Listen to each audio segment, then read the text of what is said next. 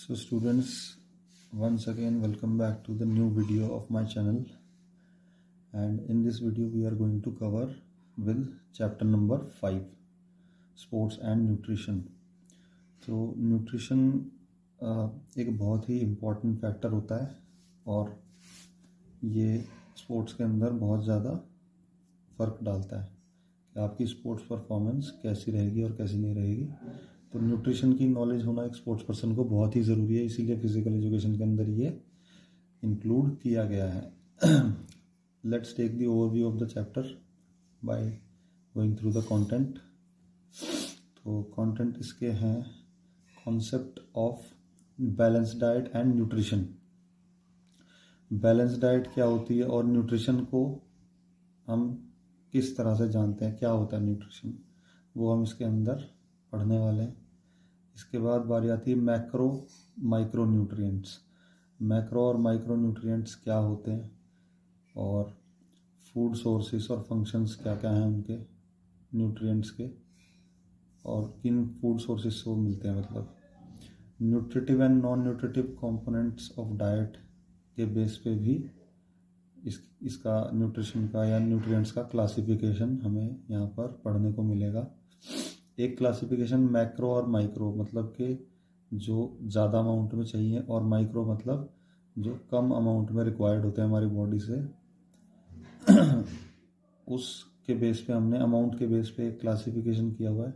And the another classification of the nutrients is on the basis of nutritive and non nutritive. That means किसके अंदर calories value है, nutritive कौन सा है, पोषण किससे मिलता है।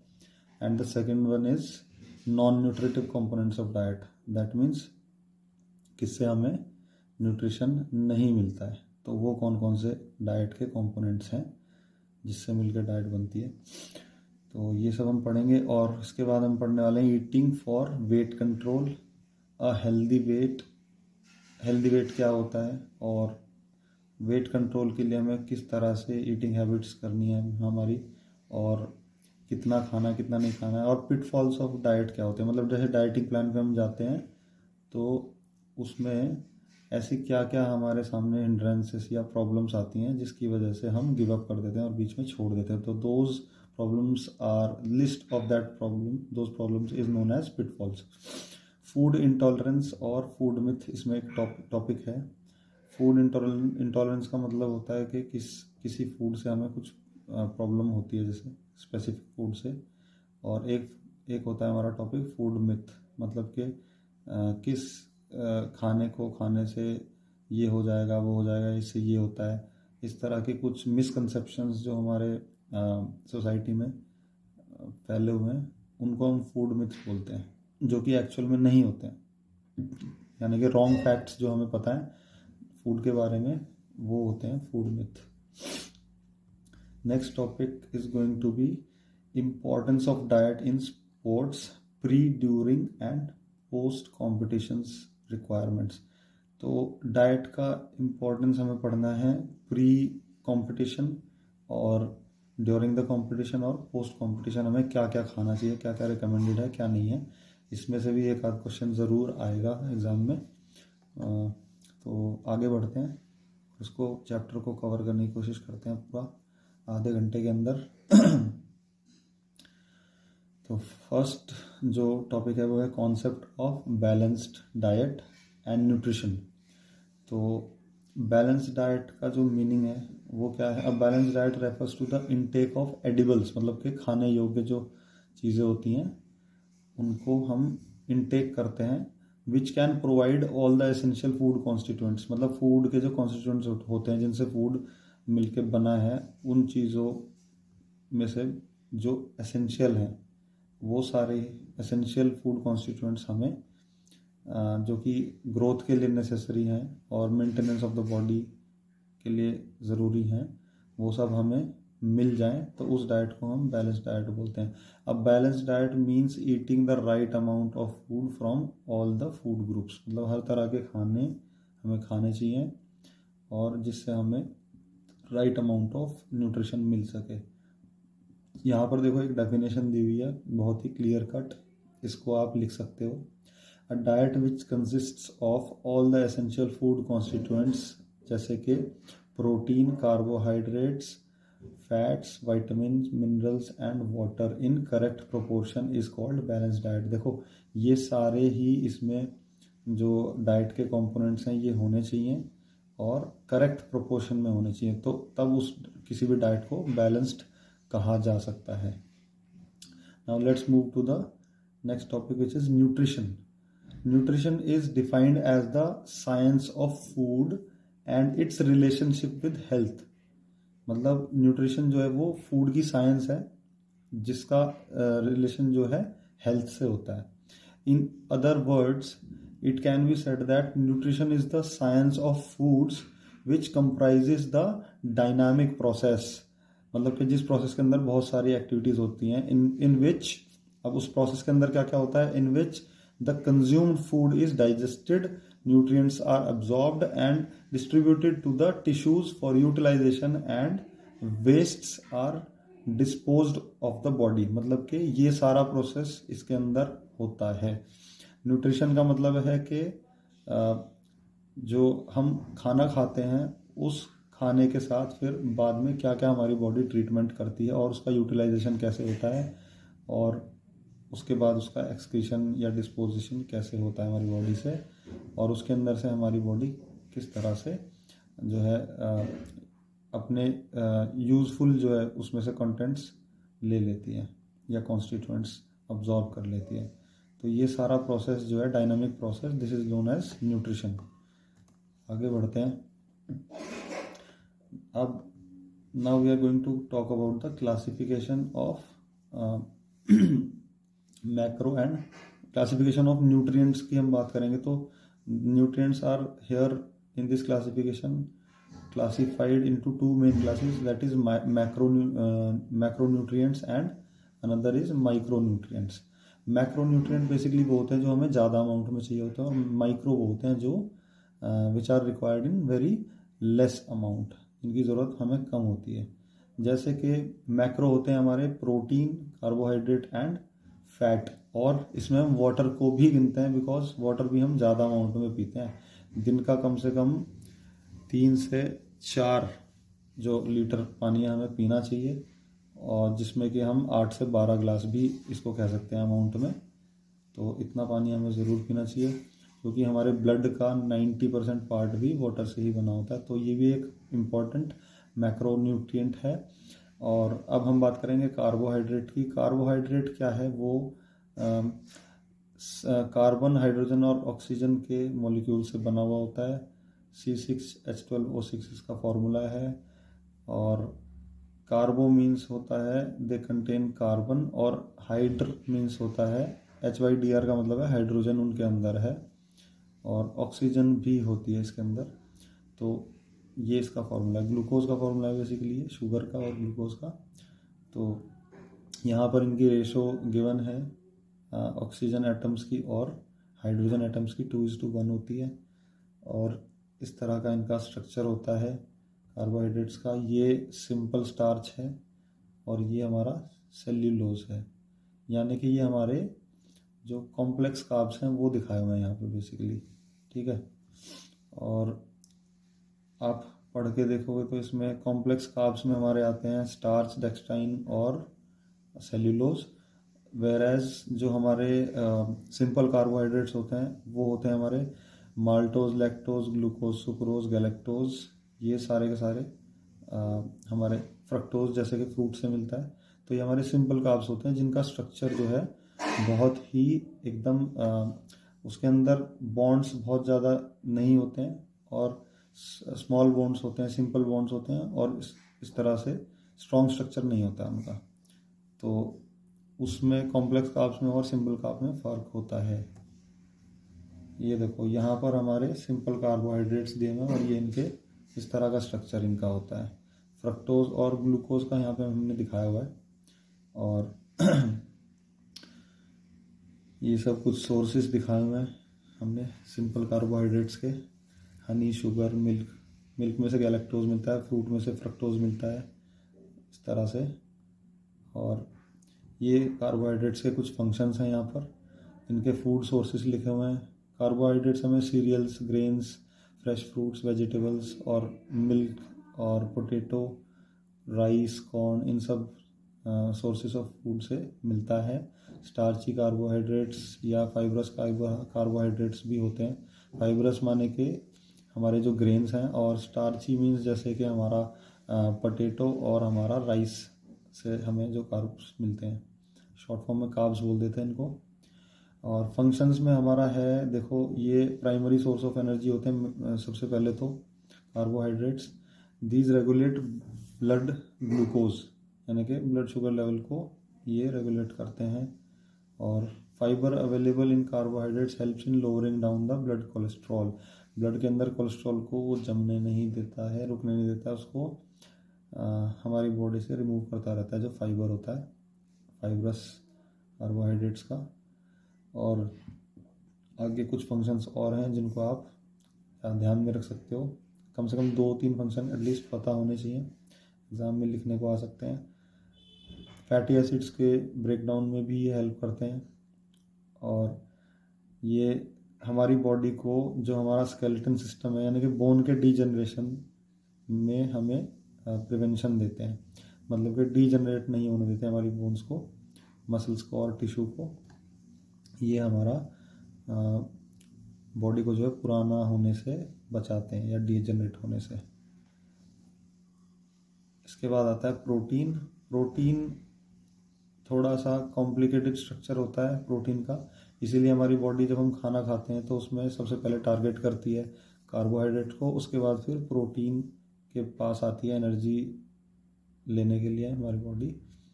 तो प्रोटीन जो सेकेंडरी सोर्स माना जाता है एनर्जी का हमारी बॉडी में, वो भी कार्बन, हाइड्रोजन और ऑक्सीजन के ही मॉलिक्यूल से बना हुआ होता है। यहाँ पर रेशो थोड़ी सी अलग होती है। और प्रोटीन जो है डायरेक्टली हमारी बॉडी में एनर्जी के अंदर कन्वर्ट नहीं हो सकता है डायरेक्टली, तो इसीलिए पहले हमारी बॉडी इसको अमीनो एसिड्स में ब्रेक करती है, और उसके बाद फिर वो अमीनो एसिड्स जो हैं वो चेंज होते हैं हमारे एटीपी में, एडिनोसाइन ट्राइफॉस्फेट, और कैल्शियम फॉस्फेट फिर हमारी मसल्स के कॉन्ट्रैक्शन को ट्रिगर करती है, जिससे कि हम अपनी जो एनर्जी वहाँ से मिली है एटीपी से, उसको यूटिलाइज करके कोई भी मसल कॉन्ट्रैक्शन जो है उसको हम परफॉर्म कर सकते हैं। तो ये सारा मैकेनिज्म हमारा डिपेंड करता है प्रोटीन्स के ऊपर। और प्रोटीन जो है एक्चुअली और भी फंक्शंस रोल प्ले करती है। ज़्यादातर लोगों को यही पता है कि प्रोटीन से हमें क्या मिलता है, हमारी जो मसल्स हैं उनकी रिकवरी होती है और न्यू मसल का फॉर्मेशन होता है, तो मसल बिल्डिंग जो एक फूड है ये। बट ये नेल्स के और स्किन के ग्रोथ में भी काम आता है, हेयर्स के ग्रोथ में काम आता है, हमारे जो इंटरनल ऑर्गन्स के टिश्यू हैं उनको भी ये रिपेयर करता है। और प्रोटीन हमारे ब्लड फॉर्मेशन में भी हेल्पफुल है, और साथ ही साथ ये हमारे जो बॉडी के अंदर जो गुड माइक्रोब्स होते हैं, यानी कि एंटीबॉडीज़ जो होती हैं बीमारियों से लड़ने वाली, उनके फॉर्मेशन में भी ये हमें हेल्प करता है। ऑलराइट, तो बच्चों प्रोटीन का हम रिक्वायरमेंट की अगर बात करें तो बॉडी हमारी जो है ह्यूमन बॉडी, एवरेज ह्यूमन को 0.36 ग्राम्स ऑफ प्रोटीन की ज़रूरत पड़ती है पर पाउंड ऑफ बॉडी वेट।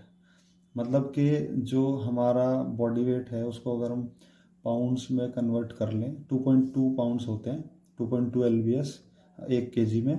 तो अगर किलोग्राम में हमें अपना बॉडी वेट पता है तो किलोग्राम को हम 2.2 से इंटू करेंगे तो वो पाउंड्स में निकल जाएगा LBS में, और LBs को फिर हम इंटू करेंगे पाउंड्स को 0.36 ग्राम से, यानी कि 0.36 ग्राम हमें हर 1 पाउंड पर अपनी बॉडी के वेट के चाहिए होता है हमें एक दिन में। तो इससे हम अपना प्रोटीन का रिक्वायरमेंट निकाल सकते हैं इजीली। ये कुछ सोर्सेस यहाँ पे हमने लिए हुए हैं एग्जांपल, जिससे हमें प्रोटीन मिलता है। मिल्क प्रोडक्ट से मिलता है, एग से मिलता है जो एग वाइट होता है बेसिकली, और मीट से मिलता है, सी फूड से भी हमें बहुत सारा प्रोटीन मिलता है, पल्सिस से भी हमें प्रोटीन मिल सकता है। कुछ वेजिटेबल्स भी होती हैं ऐसी, जैसे कि ब्रोकली में बहुत ज़्यादा प्रोटीन होता है। तो ये सब सोर्सेज हैं प्रोटीन के। अब हम आगे बढ़ते हैं। नेक्स्ट हमारा मैक्रोन्यूट्रिएंट जो है वो आएगा हमारा फैट्स। अच्छा, फैट से पहले कुछ इसके प्रोटीन के फंक्शंस मैंने आपको जो गिनवाए हैं वो यहाँ पर भी देखो लिखे हुए हैं, इनको आप पढ़ सकते हो। और यहाँ पर सोर्सेस भी एनलिस्ट हैं, फिश, वॉलनट, ड्राई फ्रूट्स वगैरह में, चिकन में, लीन मीट में, होल ग्रेन्स में भी प्रोटीन होता है, पंपकिन सीड्स में होता है, चिया सीड में होता है, मिलेट्स में होता है, ओट्स में होता है, ब्रोकली देखिए आ गया यहाँ पे, sea food, milk, peanut, yogurt, चीज़, मतलब कि मिल्क प्रोडक्ट हमने बोल ही दिया था, तो ये सब यहाँ पर लिस्टेड है। और ये कुछ प्लांट बेस्ड प्रोटीन यहाँ पे दिए हुए हैं, क्योंकि कुछ लोग ये कहेंगे कि भाई मीट वीट ये वो हम तो इस तरह का नहीं खाते हैं, तो वो लोग टोफू और स्पिनच है ना, पीज़ और इस तरह के ये चिक पीज़, इस तरह के जो ड्राई फ्रूट वगैरह, पीनट बटर, इन सोर्सेस पर वो रिलाई कर सकते हैं। आगे बढ़ते हैं, फैट्स के बारे में पढ़ते हैं। फैट में भी कार्बन, हाइड्रोजन और ऑक्सीजन के ही मॉलिक्यूल होते हैं, और इसमें जो रेशो होती है वो 76, 12 और 12 की होती है रिस्पेक्टिवली। फैट्स जो है वो बॉडी फंक्शंस के लिए, बहुत सारे बॉडी फंक्शंस के लिए जो है इम्पॉर्टेंट होते हैं, जैसे कि हार्मोन्स के प्रोडक्शन और रेगुलेशन में भी ये काम करते हैं। हमारा बॉडी का जो टेम्परेचर है उसको भी रेगुलेट करती है फैट्स, और फैट जो है वो प्रोटेक्शन भी प्रोवाइड कराते हैं हमारे जो अंदर के ऑर्गन्स हैं, इंटरनल ऑर्गन्स को कुशनिंग प्रोवाइड करते हैं हमारी बॉडी को। और इसके अलावा फैट के जो फंक्शंस हैं वो एक सबसे मेन फंक्शन जो है फैट का ये है कि फैट जो है वो मेन सोर्स ऑफ एनर्जी है हमारी बॉडी में। देखो, प्राइमरी सोर्स ऑफ एनर्जी क्या था?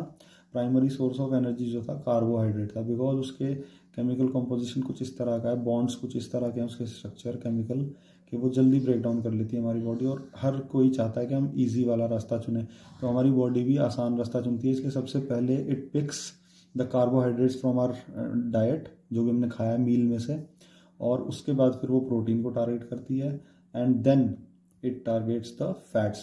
तो फैट्स जो है ना ये सबसे ज़्यादा हमारी बॉडी के अंदर बाद में यूटिलाइज होते हैं, इसीलिए जो है फैट हमारी बॉडी के अंदर एक्यूमुलेट हो जाते हैं एडिपोज टिश्यू के फॉर्म में, एक्सेस फैट, जो कि हमारी बॉडी में कुछ स्पेसिफिक साइट्स पे, जैसे बेली के अराउंड या हमारे चेस्ट पेक्टोरलिस रीजन के आसपास और काफ्स पे, इस तरह की जगहों पे हमारे एक्स्ट्रा फैट जो है डिपॉजिट हो जाता है। और उसके बाद हम फैट के बारे में थोड़ा और जानेंगे। तो फैट जो है दो टाइप्स के होते हैं, एक होता है अनसैचुरेटेड फैट्स और एक होता है सैचुरेटेड फैट्स। सैचुरेटेड फैट्स जो हैं वो एक्चुअली ट्रांस फैट्स होते हैं, जो कि हम इनसे जो हमारे बाहर के जो फूड होते हैं और फास्ट फूड होते हैं उनमें जो रहता है, तो वो होता है हमारा सैचुरेटेड, जो कि बहुत ही अनहेल्दी होता है। और अनसैचुरेटेड जो है वो हमारे हेल्दी फैट्स होते हैं। बट पॉली अनसैचुरेटेड और मोनो अनसैचुरेटेड भी दो क्लास हैं इसकी। तो जो सिंपल अनसैचुरेटेड या मोनो अनसैचुरेटेड है वो थोड़ा सा बेटर होता है हमारा किससे, सैचुरेटेड वाले से। और पॉली अनसैचुरेटेड फैट जो है वो सबसे ज़्यादा हमारे हेल्दीएस्ट फैट होते हैं, जो कि ड्राई फ्रूट्स वगैरह से मिलते हैं हमें। और प्रोटीन के बारे में अगर हम बात करें तो प्रोटीन में जो है हमें एक चीज़ और पढ़नी थी। प्रोटीन के बारे में हमें ये और जानना था कि जो एनिमल बेस्ड प्रोटीन होता है वो हमें हार्ट डिसीज़ को भी प्रमोट करता है, ऑस्टियोपोरोसिस को प्रमोट करता है, और स्ट्रोक्स या किडनी स्टोन को भी प्रमोट कर सकता है। तो इसलिए हमें प्लांट बेस्ड प्रोटीन पर ही ज़्यादातर जाना चाहिए। और इसीलिए आपने आजकल देखा है कि वेगन होना बहुत ही ट्रेंडी है, तो इसीलिए लोग वेजिटेरियन से भी आगे बढ़ के वेगन क्लास अब आ रही है एक, तो वो उसमें प्रोटीन पर डिपेंड करते हैं इस पर। और अगर हम कार्ब्स की बात करें, कार्ब्स की क्लास जो होती है वो सिंपल कार्ब्स और कॉम्प्लेक्स कार्ब्स हैं। इसके बाद प्रोटीन की हम बात करें तो कई सारे प्रोटीन्स होते हैं, किसी के अंदर जो है कार्बन, हाइड्रोजन, ऑक्सीजन के अलावा सल्फर होता है, लेकिन नाइट्रोजन, देखो तीनों में कार्बन, हाइड्रोजन, ऑक्सीजन है, प्रोटीन, फैट्स और कार्ब्स में, बट प्रोटीन के अंदर जो है ना नाइट्रोजन भी होता है हर एक के अंदर, और sometimes a few of the proteins also have sulphur. तो ये चीज़ भी हमारी जानने वाली थी, किस चीज़ से इसकी ये कंपोज्ड होती है, बनती कैसे हैं प्रोटीन और फैट और कार्बोहाइड्रेट्स। इसके बाद आगे हम बढ़ेंगे। ट्रांस फैट के सोर्सेस आपने देख लिए, अब बारी आती है गुड फैट्स के सोर्सेस देखने की। Coconut oil is a good source of good fats, यानी कि पॉलीअनसैचुरेटेड फैट्स, और ये वॉलनट हैं। इसके बाद कैश्यू आ गए, एवोकाडो आ गया, और हमारे जो ये ऑलिव्स हैं, इसीलिए ऑलिव ऑयल को हमें रिकमेंड किया जाता है। पिस्ताचियो हो गए, इस तरह से ये सब हमारे जो हैं जितने भी हेल्दी फैट्स होते हैं, यानी कि पॉलीअनसैचुरेटेड फैट्स होते हैं। और यहाँ पर इनके सोर्सेज भी लिखे हुए हैं, जिसमें कि एक एनिमल सोर्स भी लिखा हुआ है, जो कि है घी, देसी घी जो होता है। ठीक है जी। और अब हम फंक्शंस की बात करें तो यहाँ पर फैट के फंक्शंस भी लिस्टेड हैं, जो कि मैं ऑलरेडी आपसे डिस्कस कर चुका हूँ। एक इसमें ये भी है, fat helps in absorption and transportation of fat soluble vitamins. ठीक है, फैट सोल्यूबल वाइटामिन्स जो होते हैं हमारे ए, डी, ई, के, और इसके अलावा होते हैं हमारे बी कॉम्प्लेक्स और सी, जो कि वाटर सोल्यूबल होते हैं।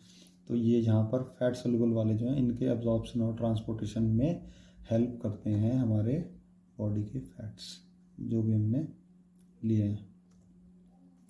बाकी फंक्शंस मैं ऑलरेडी बोल चुका हूँ आपको। और फिर आ गई बारी चौथे मैक्रोन्यूट्रिएंट की, जो कि है वाटर। तो पानी के बारे में मैंने फैक्ट बताया था आपको, 90% हमारे जो ब्लड का पार्ट है वो पानी से बना हुआ है, और ये ट्रांसपोर्टेशन में, न्यूट्रिशन के ट्रांसपोर्टेशन में बहुत हेल्पफुल होता है। ऑक्सीजन और जो कार्बन डाइऑक्साइड की जो इसमें वो होती है, इसमें रेशो होती है 2:1 होती है।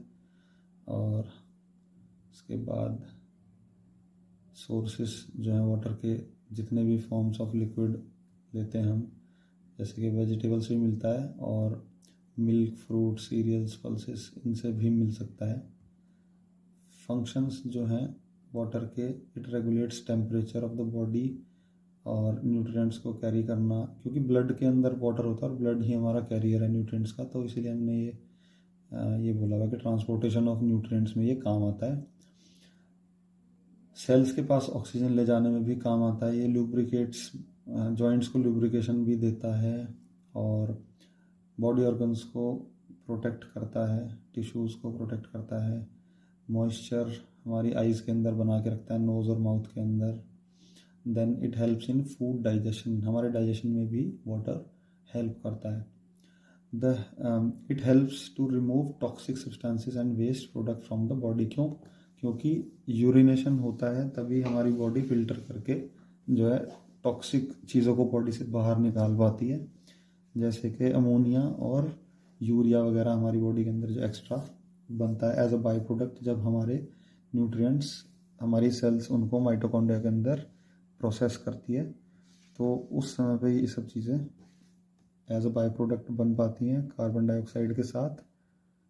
तो ये जो है ऐसे वाले बाई प्रोडक्ट को जो है ये फिल्टर करती है, टॉक्सिक होते हैं जो कि हमारी बॉडी के लिए। तो वाटर हेल्प करता है इसके अंदर। ओके, तो अब आगे बढ़ते हैं नेक्स्ट स्लाइड की तरफ। अब बारी आती है माइक्रो न्यूट्रिएंट्स की, जिसके अंदर इंक्लूड होते हैं हमारे मिनरल्स और वाइटामिन्स। मिनरल्स होते हैं जो ऐसे मेटल्स होते हैं या ऐसे एलिमेंट्स होते हैं जो कि हमें, हमारी बॉडी को ज़रूरी होते हैं, बहुत सारे बॉडी फंक्शंस में काम आते हैं, और ये प्रोटेक्टिव फूड भी कहलाते हैं, क्योंकि ये एनर्जी नहीं देते हैं, एनर्जी गिविंग फूड नहीं है, तो इसीलिए इनको non nutritive components of diet भी कहा जाता है। अगर इनकी डेफिशिएंसी होती है हमारी बॉडी के अंदर, तो हमें कोई ना कोई बीमारी हो जाती है डेफिशिएंसी की वजह से। तो इसीलिए इनका हमारी बॉडी में रिटेन होना बहुत ही ज़रूरी है, जो कि बहुत ज़्यादा दिन तक नहीं हो पाते हैं। जैसे हमने सपोज़ कोई सोर्स ऐसा खाया जिससे हमें आयरन मिलता है, तो ऐसा ज़रूरी नहीं है कि आयरन हमारे बॉडी के अंदर फिर बहुत दिन तक रहेगा। तो इसलिए रिपीटेडली हमें जो है वैरायटी ऑफ फूड खाना पड़ता है, जिससे कि हमें सारे मिनरल्स और वाइटामिन्स मिलते रहें टाइम टू टाइम, बिकॉज इनका जो हमारी बॉडी के अंदर रिटेंशन होता है वो बहुत ज़्यादा दिन के लिए नहीं होता है, कम समय के लिए हमारी बॉडी में ये रुक पाते हैं। और अब हम पढ़ने वाले हैं मिनरल्स के बारे में थोड़ा सा और डिटेल में। तो माइक्रो न्यूट्रिएंट होते हैं ये, और about 4% of our body weight is made up of minerals. जैसे हमारी बॉडी जो है 100 kg की है, तो उसमें से 4% जो पार्ट है वो मिनरल्स होते हैं हमारी बॉडी के अंदर, जिससे हमारी बॉडी बनी हुई है। जैसे कि इसके 2 टाइप्स हैं, मैक्रो और माइक्रो। मिनरल्स के भी फर्दर 2 टाइप्स हैं, मैक्रो मिनरल्स और micro minerals, depending upon the amount by how much it is required. तो जैसे मैक्रो जो है वो 0.1 ग्राम पर डे चाहिए होता है हमें, मैंने हाईलाइट भी किया हुआ है। और माइक्रो जो मिनरल्स होते हैं, माइक्रो मिनरल्स या ट्रेस मिनरल्स भी इनको बोल देते हैं, वो हमें 0.01 ग्राम चाहिए होता है पर डे एक इंसान को। तो बहुत ज़्यादा डिफरेंस नहीं है, बट पॉइंट्स में ही है दोनों की वैल्यू, इसीलिए इनको माइक्रो न्यूट्रिएंट कहा गया है, क्योंकि ये कम अमाउंट में चाहिए। बट इसमें भी जब हम क्लासीफाई करते हैं तो उनमें थोड़ा सा डिफरेंस है। जो थोड़ा ज़्यादा चाहिए वो 0.1 ग्राम वाला ये है मैक्रो, और जो थोड़ा कम चाहिए वो है माइक्रो 0.01 ग्राम वाला। ठीक है जी। तो मैक्रो मिनरल्स जो हैं वो हैं हमारे पी से फॉस्फोरस, पी से पोटेशियम, उसके बाद सी से हमारा कैल्शियम हो गया, और मैग्नीशियम हो गया, और इसके बाद हमारा मतलब कि एक मैं फॉर्मूला बता दे रहा हूँ छोटा सा, P²CMS। पी से फिजिक्स, पी से फिजिकल एजुकेशन, CMS से केमिस्ट्री, मैथ्स, और स्ट्रीम कौन सी बनती है, साइंस। तो एस से सल्फर हो जाएगा अपना। तो ये सब आप जो है याद कर लेना इस तरह से, सल्फर, मैग्नीशियम, फॉस्फोरस और पोटेशियम, और इस तरह से आप इसको याद कर सकते हो। तो ये हमारा हो जाएगा मैक्रो मिनरल्स। और जब हम बात करेंगे माइक्रो मिनरल्स की, जो कि ट्रेस मिनरल्स होते हैं, जो बहुत कम चाहिए हमें, तो उनको आप याद कर सकते हो एक फॉर्मूले से, I²C³। I²C³। आई से हो गया हमारा आयरन और आयोडीन, जो कि हमें बहुत कम अमाउंट में चाहिए, और CMS से हमारा हो गया CMS बोल रहा हूँ, C³ कॉपर, क्रोमियम और कोबाल्ट। ठीक है, यहाँ पर हमें कॉपर, क्रोमियम, कोबाल्ट, आयरन और आयोडीन इसमें लिख देने, अगर पूछा जाएगा कि कौन कौन से माइक्रो मिनरल्स होते हैं। आगे बढ़ते हैं। ये हमें वही लिस्ट दी हुई है जो भी हमें बता रहा था आपको। Calcium, potassium, sodium, magnesium, phosphorus जो है हमारे P²CMS हमारे हो गए ये मैक्रो। और माइक्रो में आ गया आयरन, आयोडीन, क्रोमियम, कॉपर और कोबाल्ट। ये एसेंशियल वाले लिखे हुए हैं, इसके अलावा भी और होते हैं जो हमें मिनरल्स चाहिए होते हैं हमारी बॉडी को, बट ये कॉमन वाले हैं। ठीक है, तो वाइटामिन्स की अगर हम बात करें तो वाइटामिन हमारे 2 क्लास में डिवाइड होते हैं। फैट सोल्यूबल वाइटामिन, जिसमें आते हैं हमारे A, D, E, K, और इसके बाद होता है हमारा वाटर सोल्यूबल वाइटामिन, जिसमें हमारा विटामिन C और विटामिन B कॉम्प्लेक्स आता है। B कॉम्प्लेक्स के अंदर हमारा B1 से लेके B12 तक होते हैं, बट इसके अंदर विटामिन B4, B8, B10 और 11 नहीं होते हैं। बाकी सारे के सारे डिस्कवर किए जा चुके हैं। ठीक है, इनके साइंटिफिक नेम्स भी हैं, वो मैं आपको अभी एक फ्लो चार्ट क्लासिफिकेशन का जब हम आगे बना के डिस्कस करेंगे लास्ट स्लाइड पे, तो उसमें मैं आपको बता दूंगा कौन कौन से जो हैं उनके नाम क्या क्या हैं। और फिलहाल हम थोड़ा सा पीछे चलते हैं। तो यहाँ पर विटामिन ए का जो ये क्वेश्चन बनता है, एक एल्मर मैकुलम ने इसको डिस्कवर किया था 1913 में। 1 नंबर में ये क्वेश्चन आया था विटामिन ए के बारे में। इसको आप बिल्कुल जो है ध्यान में रखना, और फैट सोल्यूबल विटामिन ध्यान रखना कौन कौन से होते हैं, A, D, E, K। तो विटामिन ए अगर हम बात करें तो इसका नाम रेटिनोइक एसिड या रेटिनोल रेटिनल भी बोलते हैं इसको, साइंटिफिक नेम। और ये कई सारी बीमारियों से बचाता है, जैसे कि नाइट ब्लाइंडनेस। आई साइट हमारी अच्छी होती है अगर ये हमारी बॉडी में पर्याप्त मात्रा में, सफिशिएंट अमाउंट में होता है। अगर कमी हो जाए, इसकी डेफिशिएंसी हो जाए, तो हमें इस तरह की कुछ प्रॉब्लम हो सकती है, नाइट ब्लाइंडनेस वगैरह, या बोन और टीथ के फॉर्मेशन में भी हेल्पफुल होता है ये, और ज़ेरोप्थेल्मिया में हो सकता है।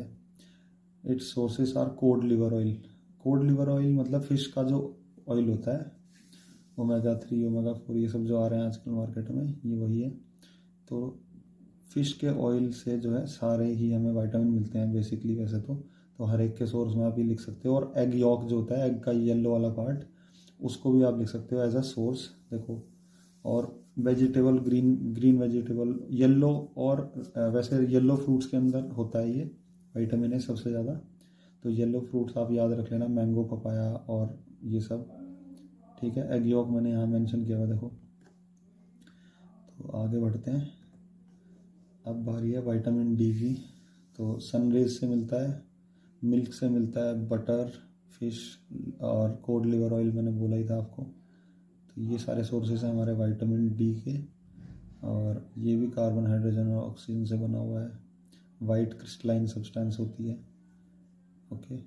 विटामिन ई की बात करें तो it is an important vitamin required by the for the growth of the many organs in our body. Generally the deficiency of vitamin E is a rare, बहुत कम होती है, but it can occur in people with certain genetic disorders, किसी किसी को हो भी सकती है। and in very low weight premature infants, जिन बच्चों का प्रीमेच्योर हो जाते हैं बर्थ, डिलीवरी जल्दी हो जाती है 7 मंथ से जल्दी, और उनका लो वेट होता है, उनके अंदर भी ये हो सकता है।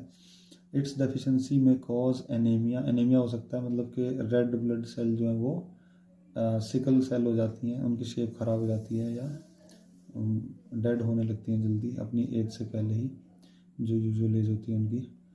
विच में affect our body's ability to produce sex hormones, जिसकी वजह से हमारी बॉडी का जो सेक्स हार्मोन प्रोड्यूस करने का एक एबिलिटी होती है वो कम हो जाती है। जैसे कि ईस्ट्रोजन हमारे अंदर होता है विमेन में, और टेस्टोस्टेरोन होता है हमारे मेल के अंदर, तो वो सब हार्मोन्स हमारे कहीं ना कहीं कम बनने लगते हैं।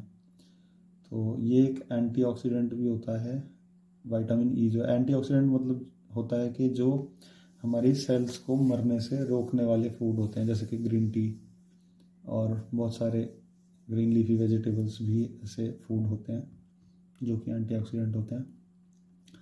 तो ये मीट, बटर, फ्रूट्स, मिल्क, मेज़, ये सब जो है रिच सोर्स हैं विटामिन ई के। एग यॉक भी लिखा हुआ है इसमें, कोकोनट ऑयल भी है जो कि आपको सबसे इजीली याद रहेगा। कोकोनट ऑयल स्किन के लिए अच्छा होता है, तो स्किन हमारी हेल्दी रखता है विटामिन ई, इसे याद रखना। विटामिन के की बात करें तो ये हमारा जो है हेमरेज से प्रिवेंशन देता है, ठीक है।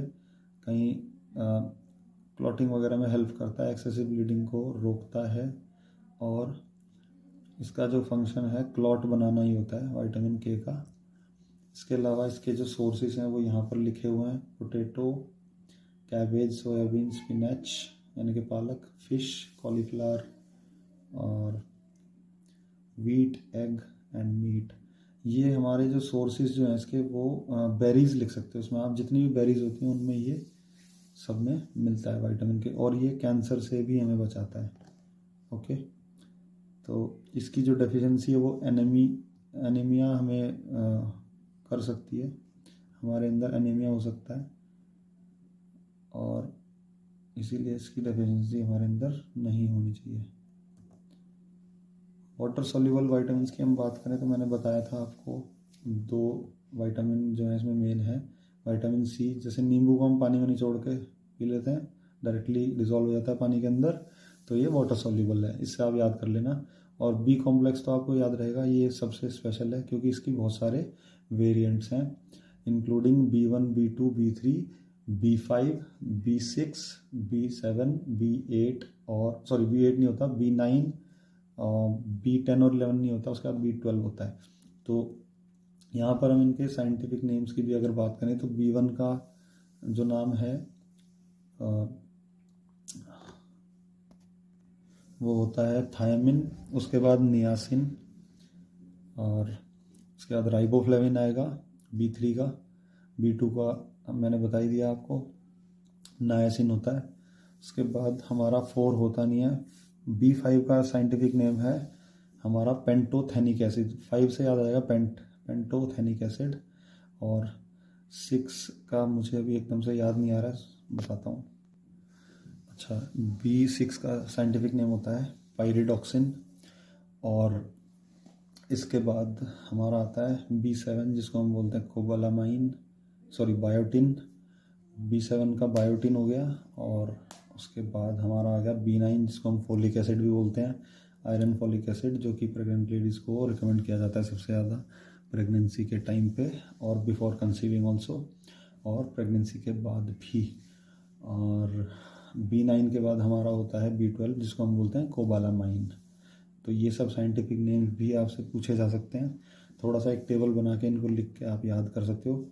एक टेबल बहुत अच्छा सा बनाओ जिसमें वाइटामिन्स के टाइप लिखो और उसके बाद उनके डेफिशिएंसी डिजीज़ लिखो जो उनकी डेफिशिएंसी से हो जाती है, और उसके बाद आगे लिखो उनके सोर्सेस और उनके साइंटिफिक नेम्स। ठीक है, तो थोड़ा सा आगे बढ़ते हैं। विटामिन सी का मैंने शायद आपको नाम नहीं बताया और उसकी डेफिशिएंसी डिसीज़ भी नहीं बताई। विटामिन सी को हम बोलते हैं एस्कॉर्बिक एसिड, साइंटिफिक नेम है। इसके अलावा स्कर्वी हो जाता है अगर इसकी डेफिशिएंसी होती है। स्कर्वी मीन्स ब्लीडिंग गम्स, किसी के गम्स में से ब्लीडिंग होती है तो उसको हम स्कर्वी बोलते हैं। और एडल्ट जो है टायर्ड फील करते हैं जब विटामिन सी की डेफिशिएंसी होती है उनके अंदर। इस तरह के कुछ सिम्टम्स, थकान सी होती है, थकान फील होती है। और ये एक बहुत ही ज़्यादा इफ़ेक्टिव एंटीऑक्सीडेंट भी है, यानी कि सेल्स को डिजनरेट होने से ये रोकता है। एंटीऑक्सीडेंट से क्या होता है ना, सेल्स की एज बढ़ जाती है, जल्दी से सेल मरते नहीं हैं हमारे। ओके, तो वो सारे फूड जो भी एंटीऑक्सीडेंट की कैटेगरी में आते हैं वो सब ही हमें हमारी सेल्स को जो है जब ज़्यादा टाइम तक ज़िंदा रहने में हेल्प करते हैं। और इसके बाद आगे बढ़ते हैं। यहाँ पे देखो साइंटिफिक नेम्स को मैंने ऑरेंज कलर से हाईलाइट किया हुआ है। B1 का थायमिन, विटामिन B का राइबोफ्लेविन, B3 का नियासिन, B5 का पेंटोथेनिक एसिड, और B6 का पायरिडॉक्सिन, फिर B12 का कोबालामाइन, और विटामिन B9 यहाँ पर आना था, कॉमा लग गया गलती से, टाइपो एरर अगेन। B9 का हो गया फोलिक एसिड। इसके बाद हमारा B7 जो है उसको बायोटिन बोलते हैं। यहाँ पर इनके कुछ बी कॉम्प्लेक्स जो विटामिन है उनके सोर्सेज भी बताए हुए हैं, बनाना, नट्स और egg, dairy products, oats, chicken, beef, meat, fish, ये सब से हमें ये मिलते हैं। न्यूट्रिटिव और non nutritive components of diet अगर हम पढ़ें तो जब हम इनको 2 क्लास में डिवाइड करते हैं न्यूट्रिएंट्स को, डाइट के कंपोनेंट्स को या न्यूट्रिएंट्स को, on the basis of their source of calories, कि उनमें एनर्जी है या नहीं है, एनर्जी गिविंग फूड है या नहीं है वो, या उनसे कुछ बहुत ज़्यादा फ़ायदा है या नहीं है हमारी बॉडी को। तो उस समय पे हम लोग कुछ इस तरह से डिवाइड करते हैं कि वाटर को हम लोग नॉन न्यूट्रिटिव में रखते हैं और प्रोटीन, फैट और कार्बोहाइड्रेट को हम न्यूट्रिटिव में रखते हैं। ठीक है, और इसके अलावा हम वाइटामिन्स और मिनरल्स को भी न्यूट्रिटिव में ही रखते हैं, बिकॉज वो भी हमें कहीं ना कहीं पोषण दे रहे हैं और हमारे बहुत ही काम के हैं। और ये इस तरह से फिर से हम इनको एक क्लास में डिवाइड करके अलग से इनके बारे में थोड़ा लिखते हैं। और यहाँ पर आपने देखा होगा एनिमल प्रोटीन और वेजिटेबल बेस्ड प्रोटीन के सोर्सेस लिखे हुए हैं, जो कि मैं ऑलरेडी डिस्कस कर चुका हूँ आपसे पहले भी। फिर कार्बोहाइड्रेट को कैटेगराइज किया गया है, और इसके बाद फैट्स के दो सोर्सेज बताए हुए हैं, एनिमल फैट और वेजिटेबल फैट। वेजिटेबल वाले में ऑलिव ऑयल वगैरह, होल कॉर्न और ये सब आ जाएगा, कोकोनट। एनिमल में घी आ जाएगा, butter, cheese, curd, fish oil, milk, meat, egg. इनसे भी हमें ऑयल्स मिलते हैं, हमें पता नहीं होता, बट थोड़ा बहुत ऑयल का अमाउंट हमारे खाने में से भी हमें मिलता है, जो भी हम खा रहे हैं। इसके बाद आते हैं हमारे वाइटामिन्स और मिनरल्स। ठीक है, ये सारे हमारे हो गए protein, fat, carbohydrate, vitamin, minerals. ये 5 हमारे हो गए न्यूट्रिटिव कंपोनेंट्स ऑफ डाइट। और non nutritive components of diet होते हैं हमारे फाइबर, यानी कि रफेज। रफेज हमें यूजुअली 30 ग्राम्स हमें चाहिए होता है एक इंसान को, जो कि रिकमेंडेड है एक एडल्ट को पर डे। तो 30 ग्राम ऑफ फाइबर, इस पे क्वेश्चन आ सकता है, इसलिए मैंने हाईलाइट किया हुआ है।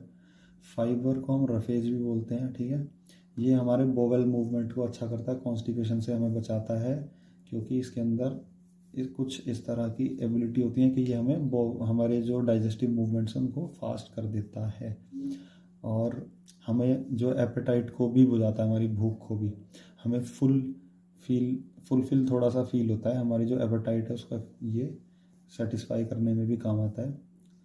एनर्जी जितनी हमें चाहिए उतना हम खाना खाएं, और उसके बाद सैलेड ज़्यादा खाएं, फ्रूट्स ज़्यादा खाएं, तो उससे हमें ऑब्वियसली फाइबर से भरा भरा फील होगा, और हम एक्सेस कैलोरीज नहीं लेंगे, जिससे कि हमारा बॉडी वेट नहीं बढ़ेगा। तो फाइबर बहुत ही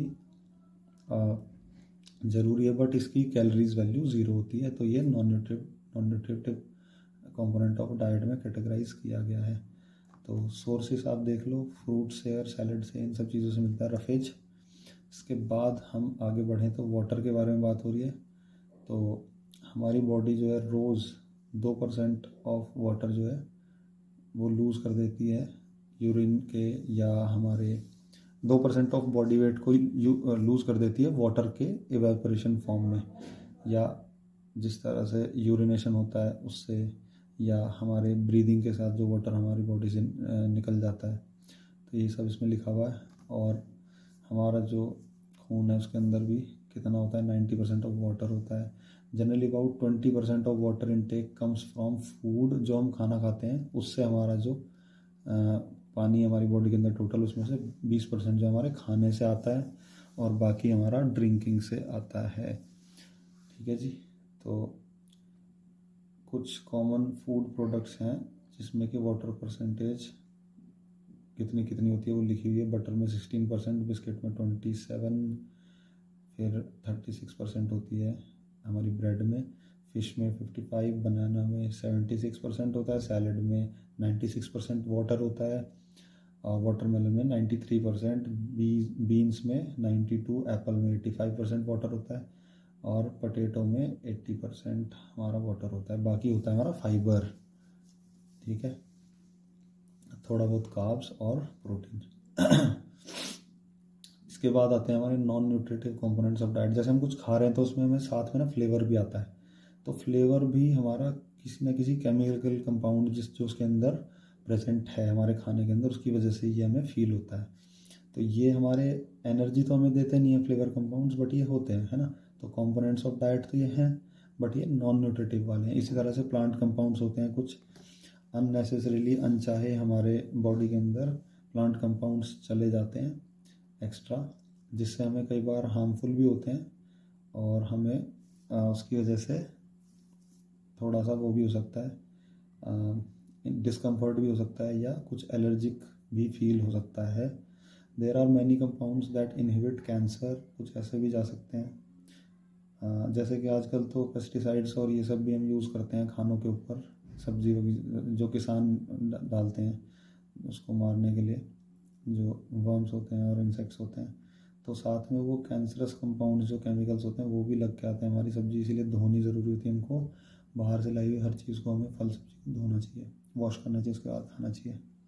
There are also a number of harmful substances in plants which have harmful effects if ingested in excess, ज़्यादा अमाउंट में ले लें। जैसे कि कैफीन होता है, caffeine is one of the example of plant compound. Caffeine is one such example if it is taken in excess quantity then it may increase heart rate, secretion of stomach acid भी ज़्यादा हो सकता है, lead to excessive urination. ठीक है, मतलब कि natural diuretic का काम करता है ये हमारी बॉडी में, कैफीन जो होता है। ठीक है, जैसे कॉफ़ी प्लांट से बनती है, तो कॉफ़ी को हम लेते हैं तो उसमें हमें अगर ज़्यादा कॉफ़ी लेंगे तो ये सब प्रॉब्लम्स हमारे साथ हो सकती हैं। ऑल्दो इसका कैलोरी वैल्यू 0 है, बट फिर भी ये कंपोनेंट डाइट तो है ही, और नॉन न्यूट्रिटिव कंपोनेंट डाइट इसको हम बोलते हैं। प्लांट कंपाउंड, फ्लेवर कंपाउंड और वाटर, फाइबर या रफेज, ये सब हमारे नॉन न्यूट्रिटिव की कैटेगरी में आ जाएंगे। अब देखो बेटा, ईटिंग फॉर वेट कंट्रोल हमारा नेक्स्ट टॉपिक है। इसमें हम लोग BMI का फॉर्मूला फिर से आ गया, जो हमने योगा में भी पढ़ा था, और इसको आप पढ़ लेना। इसमें चार पांच कैटेगरी होती हैं। 18.5 kg से अगर BMI वैल्यू कम आती है किसी की तो वो अंडर वेट है। नॉर्मल वेट आ गया 18.5 से 24.9 तक, और ये आ गया हमारा 25 से 29.9 तक हमारा क्लास 1 ओबेसिटी, सॉरी ओवरवेट। ठीक है, इसके बाद ओबेसिटी क्लास 1 हमारा यहाँ पर आ जाएगा।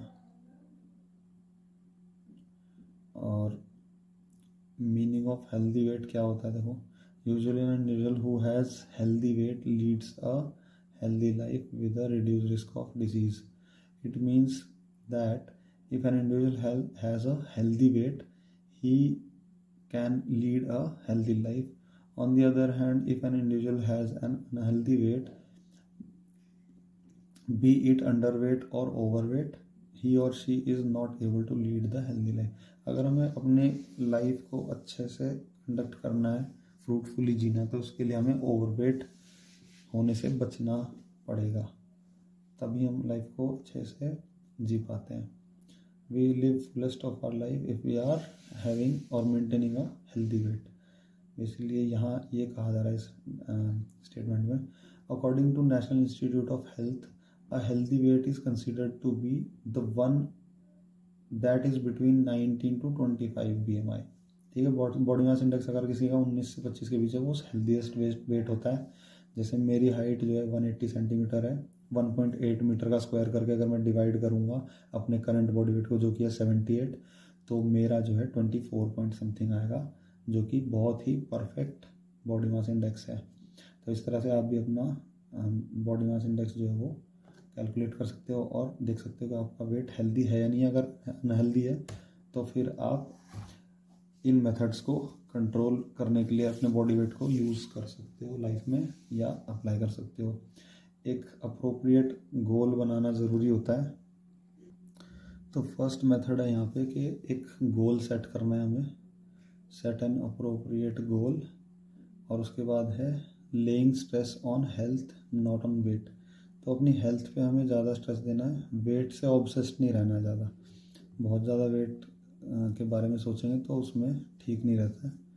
अगर हमें अपना बॉडी वेट कंट्रोल करना है तो हमें वेट को थोड़ा इग्नोर करके और अपनी हेल्थ के बारे में ज़्यादा सोचना पड़ेगा। हेल्दी रहने के लिए या फिट रहने के लिए, परफॉर्म बॉडी कर सके डे टू डे लाइफ में, उस चीज़ पे ज़्यादा ध्यान देना पड़ेगा। बहुत ज़्यादा डेस्परेट नहीं होना है वेट को लेकर के। कट योर कैलोरीज, थोड़ा सा अपनी जो है ना कैलोरीज को कट करना होगा, जो हम ले रहे हैं यूजुअल बॉडी वेट कंट्रोल के प्रोसेस में आने से पहले। जो हम अमाउंट ले रहे थे उसको थोड़ा कम करना पड़ेगा। उसके बाद एक्टिव लाइफस्टाइल जीना है हमें, सेडेंटरी लाइफस्टाइल नहीं जीना है हमें। डे टू डे लाइफ के काम जो है वो बहुत ज़्यादा से ज़्यादा खुद चल के करने हैं, और घर के हाउस होल्ड के काम वगैरह में भी हम अपने आप को इंगेज कर सकते हैं। बैठे बैठे हमें ऑर्डर नहीं देना है किसी को भी कि मम्मी पानी दे दो या ये ले आओ वो ले आओ मेरे लिए। इस तरह का लाइफस्टाइल नहीं जीना हमें। ज़्यादा से ज़्यादा वॉक करिए। ब्रिंग आउट सपोर्ट, अपना एक पार्टनर बनाइए। मदर से बोलिए कि मेरे लिए डाइट इस तरह की दीजिए, उस तरह की दीजिए। तो ये आपस में एक दूसरे का जो सपोर्ट हम करते हैं, उससे हम अपना जो टारगेट है उसको अचीव कर सकते हैं, जो हमने यहाँ पे अप्रोप्रिएट गोल बनाया था। अप्रोप्रिएट गोल से मतलब है कि बहुत ज़्यादा ज़बरदस्त वाला गोल भी मत बनाओ कि भाई मुझे सीधा 2 महीने में ही 20 किलो कम करना है या 10 किलो कम करना है, ये बहुत ज़्यादा होता है। ऐसा इनअप्रोप्रिएट गोल है। गोल बनाओ कि महीने में मुझे 1 किलो कम करना है, 2 किलो कम करना है, तो साल भर में आप आराम से 10-12 किलो कम कर दोगे।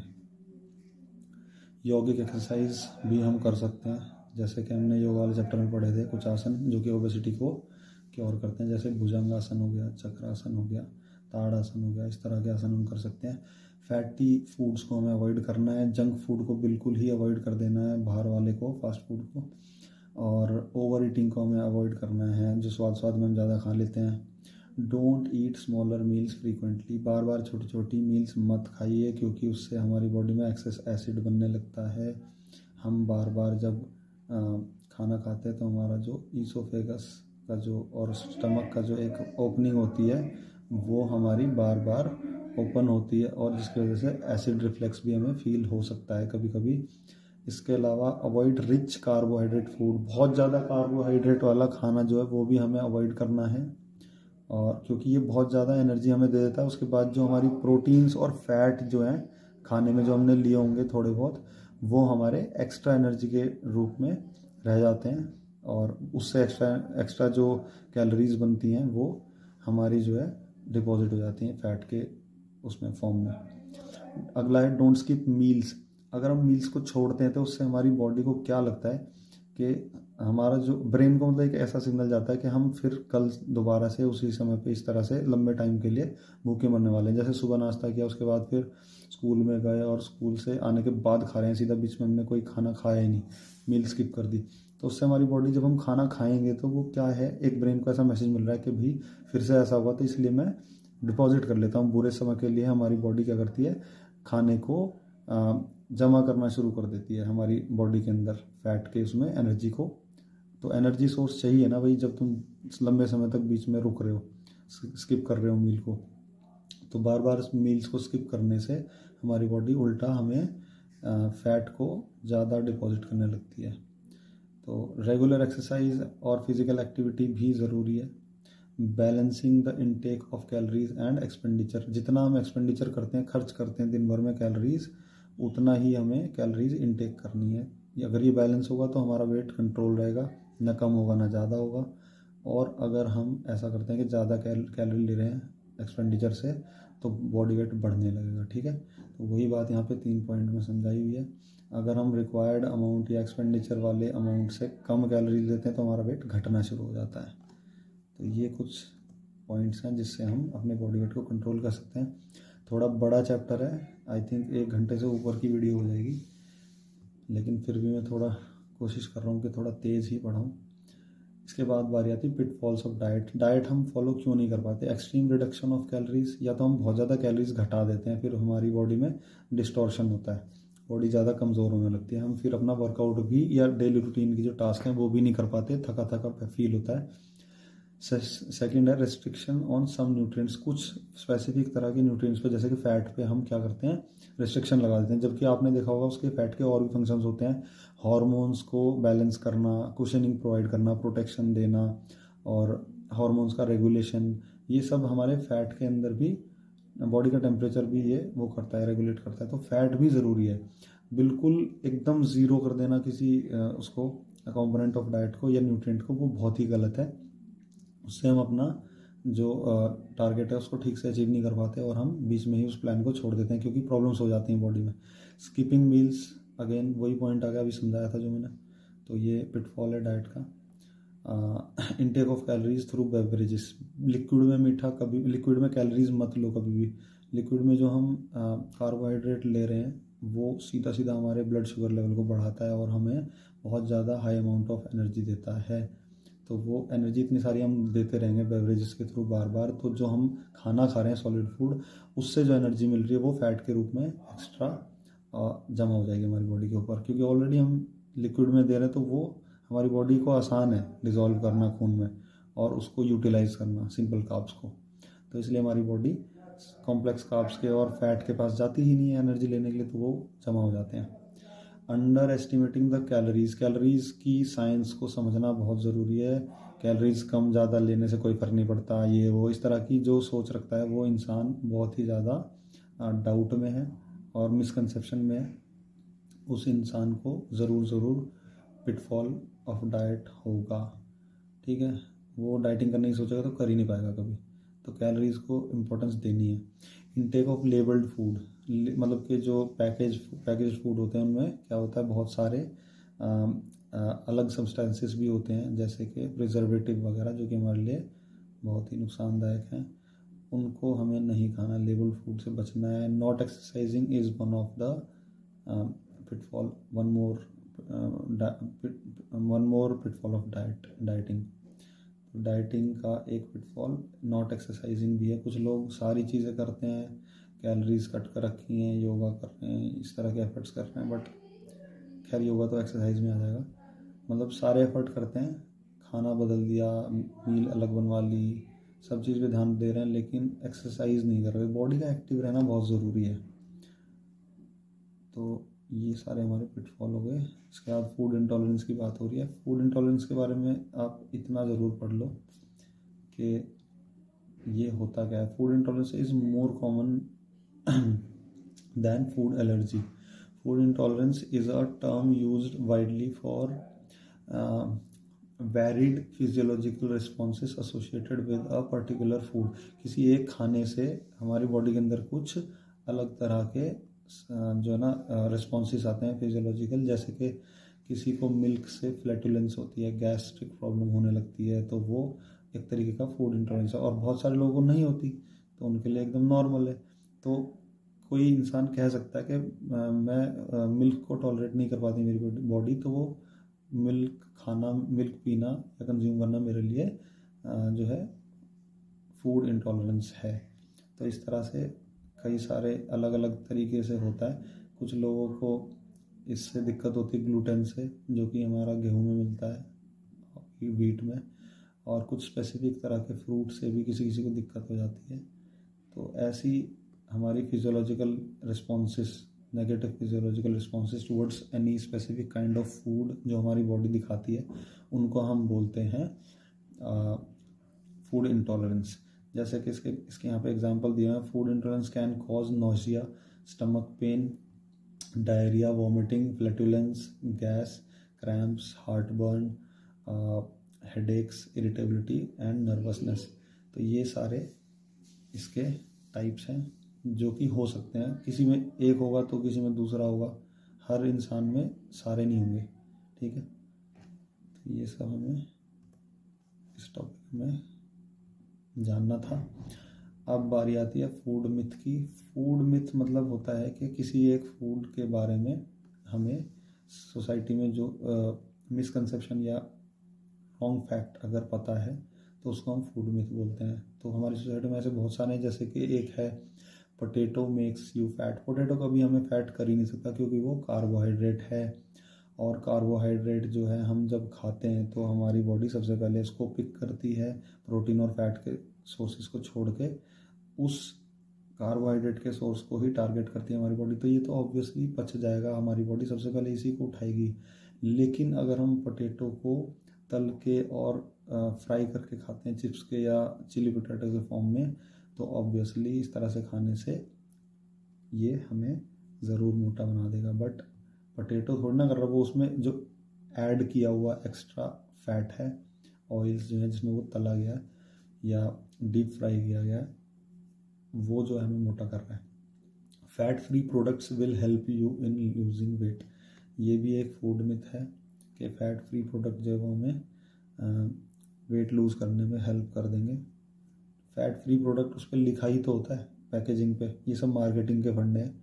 तो वो एक्चुअली उसमें ऐसे बहुत सारे प्रिजर्वेटिव्स और उसमें फ़ैट वैल्यू भी होती है, ये सब कहने की बात है। तो उन पे ज़्यादा विश्वास ना करें, अदरवाइज़ दिक्कत होगी। Eggs, next is eggs increase cholesterol levels so avoid them. ये बहुत ही बड़ा फूड मिथ है। एग्स कोलेस्ट्रॉल लेवल नहीं बढ़ाते हैं, बल्कि जो एग्स का जो येलो वाला पार्ट होता है वो एक्चुअली फुलेस्ट ऑफ वाइटामिन्स होता है, जो हमारी हेल्थ के लिए बहुत अच्छा है। प्रोटेक्टिव फूड होते हैं, वाइटामिन्स हमें पता है बीमारियों से बचाते हैं। सारे के सारे वाइटामिन मिलते हैं हमारे एग यॉक के अंदर। और एग वाइट तो होता ही है प्योर प्रोटीन, जिसको हम बोलते हैं एल्ब्यूमिन। और मिल्क से हमें जो प्रोटीन मिलता है वो कौन सा होता है, केसीन। तो ये टाइप्स भी आप लिख सकते हो फ्लो चार्ट जब बनाओगे क्लासिफिकेशन में। Drinking while eating makes you fat, खाना खाते हुए पानी पीना हमें मोटा करता है। ये बहुत बड़ा मिसकंसेप्शन है, ऐसा कुछ भी नहीं है। बल्कि खाना खाने से क्या होता है, हमारी बॉडी हमारे जो बोवल मूवमेंट है उसको अच्छा कर पाती है, और हमारा जो खाना है उसका ट्रांसपोर्टेशन अच्छा होता है हमारे through our digestive tract. Don't take milk immediately after eating fish. कुछ लोगों ने सुना होगा कि फ़िश या मीट खाने के टाइम पे, खाने के बाद अगर हम मिल्क लेते हैं तो उससे हमारे बॉडी पे, स्किन पे वाइट वाइट पैचेस हो जाते हैं। लेकिन ये फूड मिथ है, इस तरह का कुछ भी नहीं है, ऐसा कुछ नहीं होता। Starve yourself if you want to lose weight. देखो, स्किपिंग मील्स मैंने अभी समझाया था कि मील्स को स्किप करना हमारे लिए उल्टा वेट इंक्रीमेंट का कारण बन सकता है, वेट लूज़ नहीं होता उससे। जब हम स्टार्व करते हैं अपनी बॉडी तो हमारी बॉडी को मैसेज मिलता है कि ये हमें बार बार, हमारा जो ओनर है हमारा ब्रेन कहेगा कि ये फिर से कंडीशन आएगी स्टार्विंग वाली ज़रूर अगले दिन। तो इसलिए वो जब खाने को मिलता है एक समय पे दिन में या 2 समय पे, तो उसमें क्या होता है, हमारी बॉडी उसमें से ज़्यादातर सेव करना शुरू कर देती है खाने को। और वो सेव करने का एक ही तरीका के फैट में कन्वर्ट करके उसको एनर्जी को, सोर्स ऑफ एनर्जी को रखा जाए बॉडी के अंदर। इसके बाद आता है एक्सरसाइज मेक्स यू ईट मोर। ये भी एक बहुत ही बड़ा वो है। ऐसा कुछ नहीं है कि एक्सरसाइज कर रहे हो तो हमें भूख ज़्यादा लगेगी, थोड़ा फ़र्क पड़ता है बट उतना ज़्यादा नहीं कि हम लोग मोटे होने लगेंगे एक्सरसाइज करने से उल्टा ज़्यादा खा के। तो ये सब फूड के बारे में मिथ है, इनको आप ध्यान रखिएगा। अगर फूड मिथ लिखने पाए तो इनमें से 5 लिख देना 5 नंबर में, और थोड़ा एक्सप्लेन कर देना। इसके बाद आता है importance of diet in sports and pre, during and post competition requirements. देखो, इसमें सबसे बड़ी चीज़ ये है कि हमें कंपटीशन से 7 दिन पहले कॉम्प्लेक्स कार्बोहाइड्रेट्स अपनी बॉडी में लोड करने शुरू कर देने चाहिए, जो कि हमारी बॉडी में फॉर्म ऑफ एनर्जी जो है वो सेव रहती है। और उसके बाद जब हम कंपटीशन वाले दिन खेलने उतरते हैं तो बहुत आउटबर्स्ट ऑफ एनर्जी यूज़ होता है हमारी बॉडी में, तो उसमें वो काम आते हैं। उसके बाद जो ड्यूरिंग स्पोर्ट्स कंपटीशन है वो न्यूट्रिशन हमें लेना है। सबसे ज़्यादा पानी पीना है हमें, drinking water during the sports competition, या फिर थोड़ा सा सिंपल कार्ब्स लेने हैं हमें ड्यूरिंग द कंपटीशन। और कंपटीशन शुरू होने से जस्ट 1 घंटे पहले या उसी दिन हम सिंपल कार्ब्स ज़रूर ले सकते हैं, जो कि हमें सोर्स ऑफ एनर्जी के रूप में काम आएंगे, वरना थका हुआ महसूस होगा बीच कंपटीशन में। इसलिए आपने देखा होगा कि गैटोरेड वगैरह ये सब एनर्जी ड्रिंक्स जो प्लेयर्स हैं वो लेते रहते हैं, बीच बीच में पानी पीते हैं खूब सारा, जिससे कि डिहाइड्रेशन ना हो और मस्कुलर क्रैम्प्स ना आए। फिर इसके बाद पोस्ट कंपटीशन की हम बात करें तो उसमें हमें बहुत सारा कार्बोहाइड्रेट लेना है, साथ साथ प्रोटीन बहुत ज़्यादा लेना है, और थोड़ा फैट भी लेना है। बिकॉज फैट भी कहीं ना कहीं, जो बहुत ज़्यादा एनर्जी लॉस हुआ है कंपटीशन खेलने से, कोई भी स्पोर्ट्स कंपटीशन हो उसमें अच्छी खासी एनर्जी का जो है ना यूटिलाइजेशन होता है, एक्सपेंडिचर होता है, तो उसको फुलफ़िल करने के लिए फ़ैट भी ज़रूरी है। और इसके बाद हम लोग ये रेफ़र कर सकते हैं अपना एक फ्लो चार्ट जो यहाँ पे है। क्लासिफिकेशन ऑफ न्यूट्रिएंट्स अगर पूछा जाए तो आप बेशक इसको बना दीजिएगा और एग्जामिनर आपको अच्छे खासे नंबर दे देगा इसको प्रेजेंटेशन को देखकर ही। यहाँ पर आप देखो, न्यूट्रिएंट्स के 2 सब टाइप्स हैं, मैक्रो न्यूट्रिएंट्स और माइक्रो न्यूट्रिएंट्स। और यहाँ पे हमने कैलोरीज और नॉन कैलोरीज यानी कि न्यूट्रिटिव और नॉन न्यूट्रिटिव को बांटा हुआ है। तो वाटर इधर आ गया, विटामिन इधर आ गई, मिनरल्स इधर आ गए, और इनके जो हमारे वो लिखे हुए लिस्ट लिखी हुई है कौन कौन से मिनरल्स होते हैं जो ज़रूरी हैं, विटामिन्स कौन कौन सी होती हैं, उनके साइंटिफिक नेम भी लिखे हुए जो मैं आपको बता रहा था ये सब। और एसेंशियल अमीनो एसिड्स जो कि प्रोटीन के टाइप्स हैं, और नॉन एसेंशियल अमीनो एसिड्स मैंने बताया था। एसेंशियल में 9 आते हैं ये जो यहाँ पे लिस्टेड हैं, और नॉन एसेंशियल्स भी होते हैं कुछ, वो यहाँ पे लिस्ट नहीं करे गए हैं। टोटल होते हैं 23। फैट के हमने टाइप्स देखे हैं, सैचुरेटेड जो कि कोलेस्ट्रॉल बढ़ाते हैं, और अनसैचुरेटेड में आ गया हमारे मोनो और poly, mono unsaturated and poly unsaturated. Poly unsaturated में आ गया हमारा फिश ऑयल, ओमेगा 3 ओमेगा 6 वगैरह। और कार्ब्स के देखो आप टाइप्स जो होते हैं, कॉम्प्लेक्स कार्बोहाइड्रेट और सिंपल शुगर्स या सिंपल कार्ब्स। फॉर्मूला इनका वही है C6H12O6। तो इजीली ब्रेकेबल है। Glucose, fructose, galactose, lactose, sucrose, maltose, ये सब हमारे सिंपल कार्ब्स हैं। और कॉम्प्लेक्स कार्ब्स में आ गया स्टार्च, ग्लाइकोजन और सेल्यूलोज। ठीक है, ये हमारा पूरा हो गया साइंटिफिक तरीके से हमारा क्लासिफिकेशन। और ये देखो यहाँ पे vitamin A, C, D, E, K। सी यहाँ पे जो है वाटर सोल्यूबल और फैट सोल्यूबल, ऐसे करके हम जब क्लासीफाई करेंगे तो सी और बी को हम अलग लिख सकते हैं। इस विटामिन के नीचे 2 हेडर्स और बना सकते हैं, ऐसे करके 2 क्लासेस, जिसमें हम फैट सोल्यूबल लिखेंगे ADEK, और यहाँ पर हम दूसरी साइड सी और बी को लिख देंगे वाटर सोल्यूबल के हेडर के अंदर। तो इस चैप्टर में इतना ही है।